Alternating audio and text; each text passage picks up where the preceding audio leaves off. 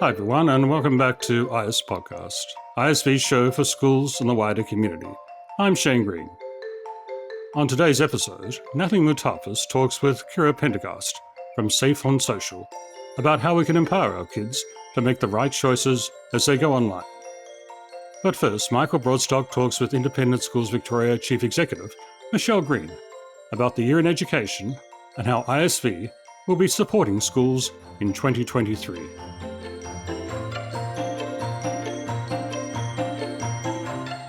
Hi Michelle, another big year in education. Yes, and what a big year, Mike.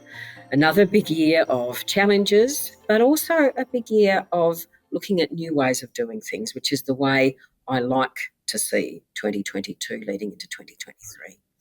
We know the pandemic's not completely over, we all wish it was, and well-being of students and teachers is a real focus for all of us, and I think it's something that will continue to be a focus in the future. So our challenge, as it is with most parents and with all teachers and schools, is how to make sure that our students are able to come through this their very best. Now, of course, we've got another big challenge, though. We've got a teacher shortage. And we've seen lots of teachers leaving the profession. I think, like many of us teachers, thought about what it was that they did with their lives during lockdown. And many teachers have left the profession. I think it's time we looked at ourselves. We looked at teacher training, and I know that Minister Clare has a very large program looking at teacher training, which we'll participate in. But we all need to think about the role of teachers and what it is that we can do to support them. ISV has some research that we conducted during the pandemic. It'll come out next year. And it's talking to teachers about what it is that they value and what their particular challenges are. So we're looking forward to seeing the results of that and to seeing what we can do to mitigate some of the problems. Another challenge, I guess one that's led to teachers being out of the classroom as well, is the increasing administrative burden on schools and teachers. It's really like a Sara Lee cake. We get layer and layer and layer of red tape until many of our schools are having to hire not one but two officers to make sure that they are totally compliant with all of the regulations. Now, we're not against safe working environments. We're very much for them. We think that our schools need to do everything that they possibly can to work within Australian society, and they do. But we just think that the dead hand of regulation on schools and on teachers and on some of our students could be reviewed, and we'll be looking at that in the new year. What sort of things are schools looking for assistance with? Compliance with government regulations taking up more and more time of everybody. Meeting the needs of students with disabilities, a big one. We get a lot of calls about that from parents as well, who want to do the right thing, want to see how schools can support them and how we can support them. We provide advice on employment law, positive advice on employment law, how to respond to a media inquiry. Schools are getting media inquiries about very small issues that it seemed to have been blown up on social media. There's also this whole new area about cyber attack. And we know that schools and other organisations like schools are targets. We saw what happened with Medibank and Optus. We don't want to be the next Medibank. So we're giving a lot of advice to schools, and schools are pretty much ahead of the curve on this. It leads us to the question, really, Mike, who would be a teacher and who would be a principal? When I see how difficult it is, we ask these people to scope and craft the lives of young people. We're in their hands is the future of Australia without putting it too emotionally. Who would do it? So all of our professional learning aims to support those people in their very important role. So with regards to our professional learning and leadership programs, what has ISV got in store for schools next year? We know there's a lot of professional learning programs out there. You can learn to be a maths teacher. You can go to the Math Teachers Association. There's lots of in-depth programs. With ISV, we look at things that partner the best nationally and internationally with the best. So while we spend a lot of work with Harvard, with the Harvard Business School, while we spend time with Yale and Stanford, with universities in Singapore, one of those things, for example, is Project Wayfinder. It sounds unusual, but we found this program, which is very well regarded now internationally. And what it's about is helping students to find their purpose. And when you put it into a school, you work with students, they're encouraged to look not only at what it is that they do, who they are, but look at the environment, look at what they are going to do to improve the lives of others. So it's finding your purpose. Now, what we found is parents come back to schools and they're saying, what have you done to my child? Because my child is suddenly responding to me, suddenly caring about things that are happening at home. They can see positive cognitive change. So ISV brought that to Australia. We're very proud of it. That's our role, partner the best with the best. We offer it cross-sectorally, but we're really pleased that many of our schools are taking it up and many of our parents and students are interested as well. So that's what we offer.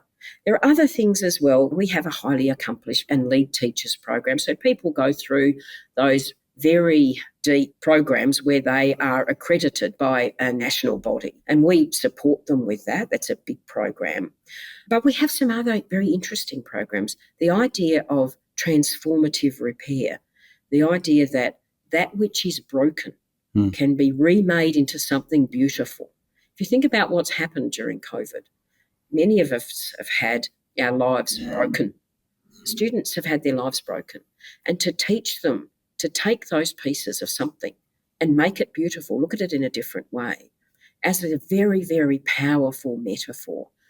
And we found students and teachers who do not want to stop, who want to work through the breaks, who say, we know we've done this 2 days this week. When is the next time?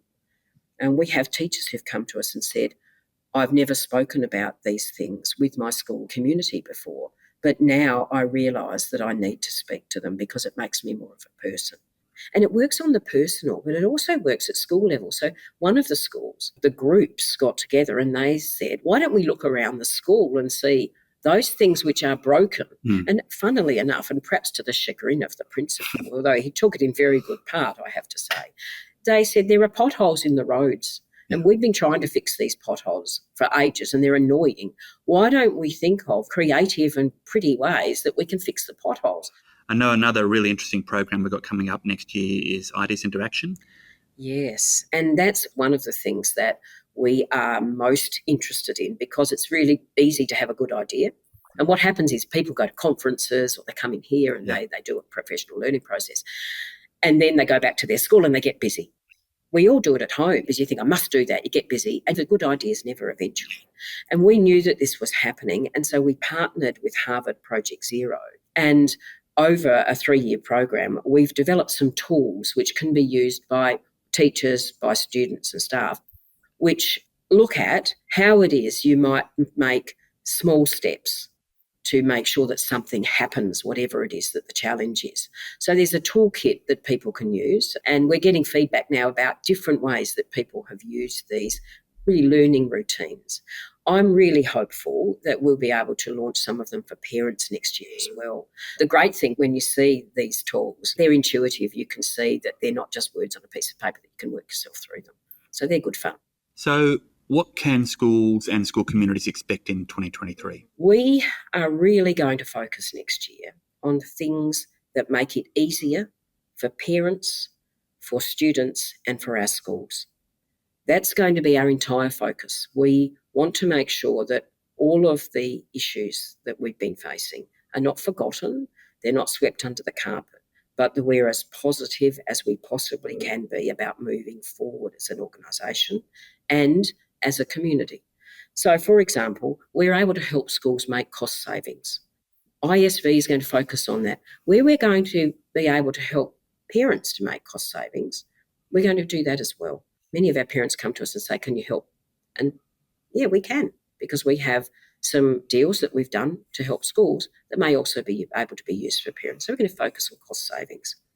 We want to make sure that our community, the independent school community, our parents, our grandparents, our alumni, our students, we want to make sure that the pigeonholing that continues to occur does not occur. Quite often, the media and others make assumptions about an independent school parent, who they might be. And occasionally, some of the assumptions are true. But when you look at our members, You look at the growth in schools across Victoria. You look at the special assistance schools. You look at schools that are providing creative avenues for a whole lot of students. You look at Aboriginal students in schools. When you look at them, you realise that it's very easy to make assumptions about independent schools, and those assumptions are wrong. So we're going to think about ways that we can challenge those assumptions in the new year. So we'll still be doing all the great things that we do. We'll be expanding programs for member schools, of course, but that will be our focus. And personally, what are you hoping to see in 2023? I know that we thrive when we're together. I know that great ideas and transformation occurs when people get together and there's some creative thought. We all need to reconnect. We all need to remember that we're part of a living, breathing, creative community, no matter what we do. And that's what I'm wishing for myself and for everybody else that I meet, because Victoria needs creativity. Fantastic. Well, thanks very much for joining us on ICE Podcast. You're welcome. Thank you very much, Mike. And I'm hoping that we all have a great new year.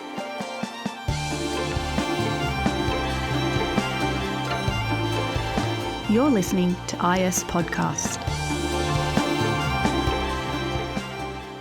Are you giving your child their first device for Christmas? There are boundaries you need to set first, says Kirra Pendergast, founder and CEO of cyber education group Safe on Social. She talks with Natalie Moutafis about the dangers kids face online, from risky social media use to sextortion, and how we can help keep our children out of harm's way on the web. Today I'm joined by Kirra from Safe on Social. Kirra, welcome to IS Podcast. Thank you for having me. So we're almost at the end of term 4, and that means school holidays are on their way, and we'll no doubt see more of our young people looking to their devices to connect with their friends and for just general entertainment. Now, your organisation, Safe on Social, recently shared information on how predators are now targeting children through Apple Music, iTunes and Spotify profiles. Mm-hmm. And when we see things like this as parents, how can we help ensure our kids are safe? It feels like we're just plugging holes on a leaky ship. It's changing every single day, that is for sure. I am completely unshockable now. The best thing you can do as a parent is be having big conversations and not relying on set and forget technology like filters and things like that, because they just don't work. Like, people are finding their way around them. And I think what happened with the iTunes Music and Spotify cases are classic examples of that. No filter in the world is going to stop that. And so we need to be really seriously considering how that looks and what we can do better. And it's all back to education and conversation.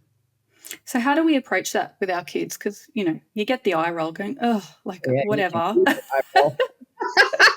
You can hear the eye roll. I just finished a session with 420 kids in one room. And, you know, I asked them who has awkward conversations with their parents in the car, and they go, oh, God, you know, they're all waiting for it when you're in the car. But that is the best place to do it. You know, it's having these conversations that will empower a child rather than make them feel guilty or shame or anything like that. So asking the question, what would you do if this happened to a friend, for example, is a much better way to approach it. Or I just heard this podcast and they were discussing this kind of thing. Has that ever happened to anyone you know? Don't say, has it happened to you? You know, because that way it gives them an opening to feel empowered, to talk about things that are going on in their life. And we need to remember with kids, online and off is the same thing. It's just life to them. Yeah.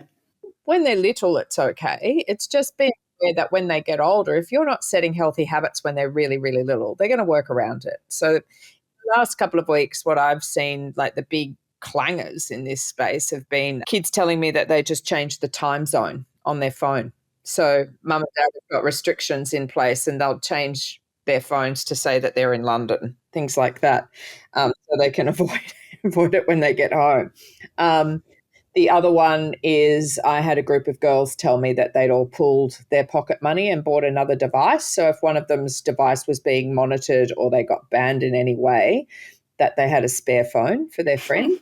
Wow, that's clever. Absolutely every kind of option you could possibly imagine I've seen happen. But at the end of the day, it's about having trust-based conversations, because, while they're little, absolutely, yes, put some parental controls in place so they're not being bombarded with porn and things like that. But I can guarantee you, the minute they go on a sleepover and somebody doesn't have the amount of restrictions in place that you have at home, your kids need to know what to do when things go wrong.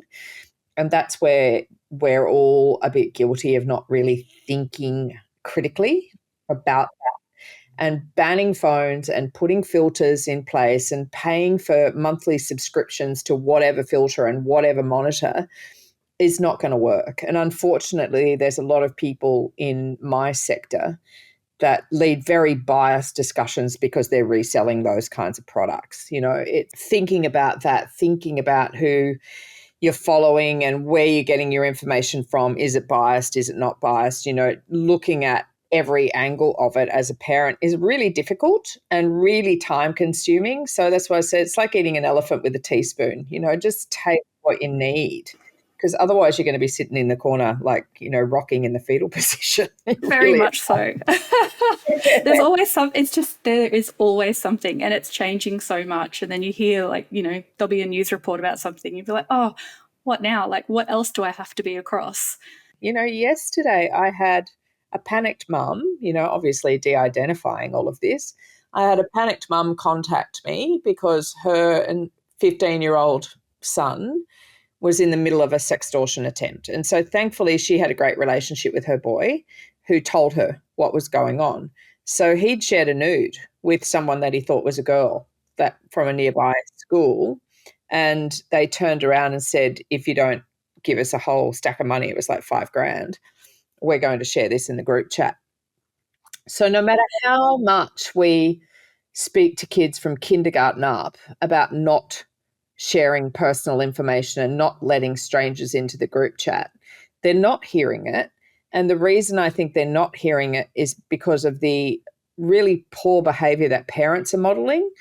So, the latest thing that I've been talking about, and as I said, I just came from a school where I spoke to 420 students in year 7 and 8 in one session. And there was a whole lot of discussion. And one of the things I talk to them very openly about now, because I want them to go home and talk to their parents.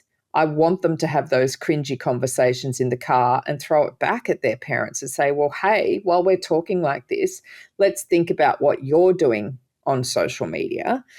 And 175,000 kids under the age of 13 sign up to use social media every day of the week around the world. By the time they are 13, there's on average around 72 million data points collected. Wow. Yeah, that was some research done by an organisation that I'm involved with, full disclosure. They're called Totally Awesome, and they are totally awesome, out of Singapore. They're a media company. I work with them, and that research was phenomenal. But when you look at it, and what I explained to the kids about it today was, so we've been teaching you since you were in kindergarten not to share your name, your age, your location, or your school on social media. And what does mum and dad do on Instagram? Hashtag first day of school. Hashtag, oh my God, I'm so proud of somebody because of this, winning this certificate, with a photo of the school uniform, the whole lot.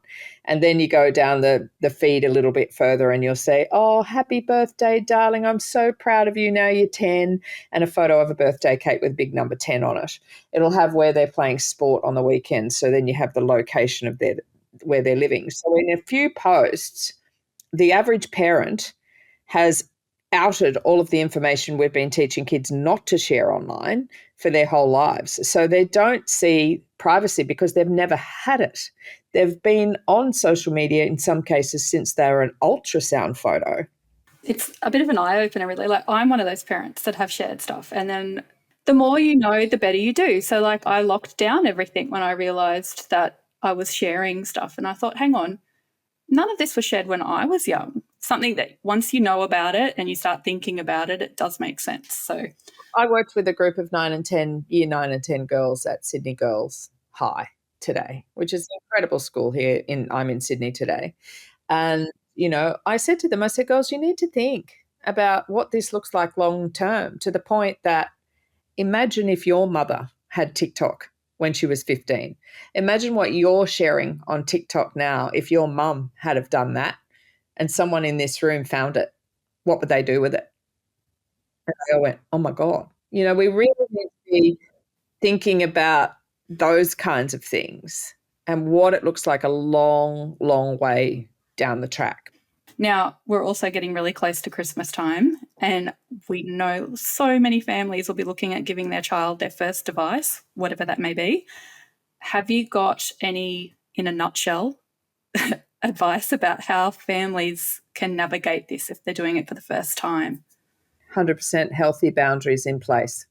So my big tips if you're buying a child a device for Christmas, if you're not prepared to have a conversation about porn and things like that, do not buy them a device for Christmas, because the minute they've got that in their hand and it's a smart device that can connect to the internet, they're going to access it at some point. Minimize the data plan as much as you can. So making sure that they've got a very, very small amount of data when they're off your Wi-Fi at home, so that they can't bypass all the firewalls and things that schools put in place to keep them safe. You know, those sorts of things are really important as well. The number one, though, Natalie, ban them from the bedroom as young as possible. You know, we just had a conversation with the presenters that work with me. We were all together today, and that one of the women that is actually sitting in the room with me right now, you know, there's habits that you can get in place early where kids just know that their devices have got to go downstairs. They're not allowed to have them after a certain period of time, like a certain time of night, I should say. So, you know, dinner time, no more devices after that. Putting those boundaries in place as young as possible is the best thing that you can do for yourself and for your kids. Because if you look at things like, and it's not only what they're accessing, it's what it's actually doing to their brains. So when you look at the longitudinal study into Australian children that was done in 2019 called Growing Up Digital, has a direct link between the rise of anxiety and depression in young people with those kids that sleep with internet-connected devices in their bedrooms. Because if they wake up in the middle of the night, that blue light that hits the back of their brain is like dawn, and their brain thinks it's time to wake up. So that compounded lack of sleep, if they do that 5 nights in a row, it's like they've been awake for 24 hours straight. Now, in every session that I did today, every child in the room put their hand up to say that they were sleeping with their phones in their room. And the reason that I know that they're doing that is because I asked the question, who has received messages in a group chat at 11, 12, 1 o'clock in the morning? They all put their hands up. It's really affecting their sleep. So keeping phones out of the bedroom as young as possible is really important. If they're already in that mode, changing it as soon as possible. You can buy those things called a K-safe. They're like, yeah, the lock boxes and things. Yeah, they used to lock up chocolate. You know, they're $50 online. They're for when you're dieting. It's called a kitchen safe. They fit blocks of chocolate. They fit a phone, you know, so lock them up if you need to, just to break that little habit that's starting to form. But the sooner you can put boundaries in place, the better. I also would say that if you're intending on giving your child a device for Christmas, get them to do a presentation on cyber safety every week in the lead up to Christmas, like from now. So it's a little project like they're getting their driver's license, you know.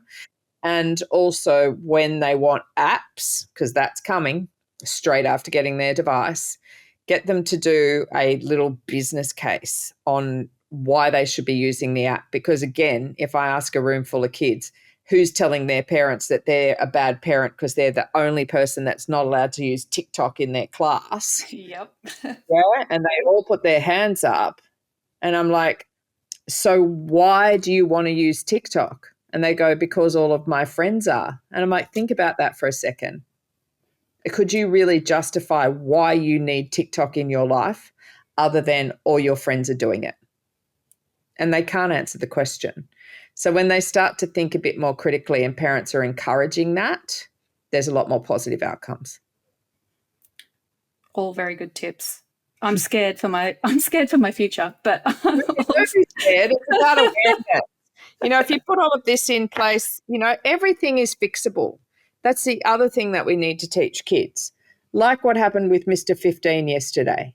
The fact that he had a great relationship with his mother even though he had sent a full frontal nude to someone that he didn't really know, and it was a scammer that turned it around on him, the fact that he went straight out and told his mum and said, I need to call the police, and actually called 000, was that it was all fixed. Thankfully, it was somewhere where I know a lot of the local police, so I was also able to make a phone call, and we had people there within 15 minutes, And it was like, as long as they know to speak up, that if there's any kind of predatory behaviour, another thing parents should always teach their children is if they're playing Roblox or any of those little games like that, if anyone ever asks them to be the mum or the dad, or offers them free Robux, which is the in-game economy, to play the mum or the dad or the doctor or the nurse or something like that, or tries to move them from Roblox to TikTok or wants to connect with them on Snapchat or whatever, as long as they know that they should tell a trusted adult straight away when that stuff happens, you can intercept this a lot. And all of those kinds of things, which is like obviously the early stages of online grooming, that can all be reported to accce.gov.au. That's the Australian Centre to Counter Child Exploitation. And they, as I said to Mr. 15 yesterday, if they're being sextorted like that, the police, even though they've broken a law sharing an image like that, they're never going to get in trouble. The police are going to say that was silly, don't do it again, and go after the person that's trying to sextort the child. So they need to understand the reality. Gone are the days where we walk in and say, if you share a nude, you're going to juvenile detention. Like, just eliminate the fear and tell them what to do practically and calmly if things go wrong. And if they speak up, we can fix it. Yeah, keep building those relationships so that 100%. They feel comfortable talking. 100%. Yeah. Amazing advice. Thank you so much, Kirra. You are so welcome. And that's it for this episode of IS Podcast. We wish you a safe and happy end of your break. Keep an eye out for our summer series over the holidays. We'll be resharing some of our favourite stories. We're going to leave you with Year 3 Harkaway Hills College student Natalie Anne Navaratne and her award-winning poem, It's Raining Cats and Dogs. Our student poetry competition judges praised the rhythm, pacing, and clear and crisp intonation of this fun-filled poem. It's raining cats and dogs. It's raining cats and dogs. I can't go outside. Mum says I'll catch a cold, but by the time the rain stops, I might be too old. I thought and thought, what could I do? What would you do if you had nothing to do? I would have watched TV, but it's a weekday. I guess I could colour, but I want to go outside and play. I could read a book from our nook, but that would be boring. I could have a nap, but I'm not that old to be sitting and snoring. Oh, how I wish that I had a cat or a dog. So when it's raining, I have a friend. It's raining cats and dogs. Today's almost over. Tomorrow, I hope and pray that I could be out in the sun having fun.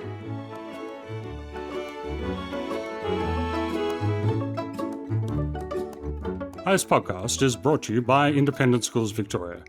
It's produced by Duncan McLean and presented by Michael Broadstock, Natalie Moutafis, and me, Shane Green. Our podcast theme was composed and performed by Duncan, and there are transcripts of our show with links to what we've discussed at podcast.iseducation.com.au. Please follow us wherever you get your favourite podcasts, and while you're there, we'd love it if you could rate and review the show so more people just like you can find us.